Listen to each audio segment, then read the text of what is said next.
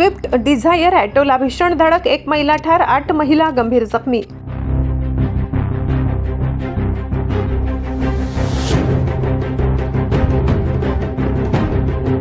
लोणार तालुक्यातील किनगाव जटू येथील मातमडकडे नेटसेटच्या कामासाठी महिला मजूर ॲटोने जात असताना भरधाव वेगाने आलेल्या स्विफ्ट डिझायर कारने ॲटोला जोरदार धडक दिल्याची भीषण दुर्घटना शनिवारी सकाळी 8 वाजेच्या सुमारास घडली.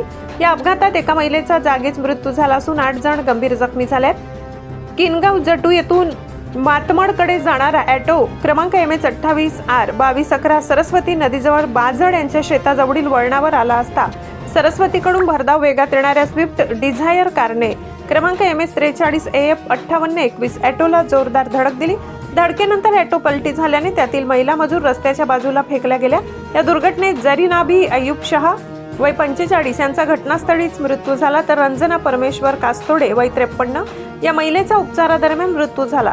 शांताबाई शेवाडे 45, कल्पना विठ्ठल जमधाडे वय 40, अलका मधुकर शेवाडे वय 40, लक्ष्मण बबन करवदे वय 45, चंद्रभागा जगन नागरे वय 40, राधा गजानन गायकवाड वय 30 तसेच ॲटो चालक आसिफ निशाल सहा 30 हे 8 जण गंभीर जखमी झाले. अपघातानंतर स्विफ्ट डिझायरचा चालक घटनास्थळावरून फरार झाला असून संबंधित कार ही हिवराखंड येथील असल्याचे समजते. घटनेची माहिती मिळताच 108 रुग्णवाहिकेने जखमींना लोणार येथील ग्रामीण रुग्णालयात दाखल केले. त्यापैकी अतिगंभीर जखमींना पुढील उपचारासाठी छत्रपती संभाजीनगर येथे हलविण्यात आले. या घटनेने परिसरात हळहळ व्यक्त होत असून लोणार पोलीस ठाण्यात पुढील तपास सुरू आहे. मराठी केसरी न्यूजसाठी केशव सातपुते, किनगाव जट्टू, लोणार.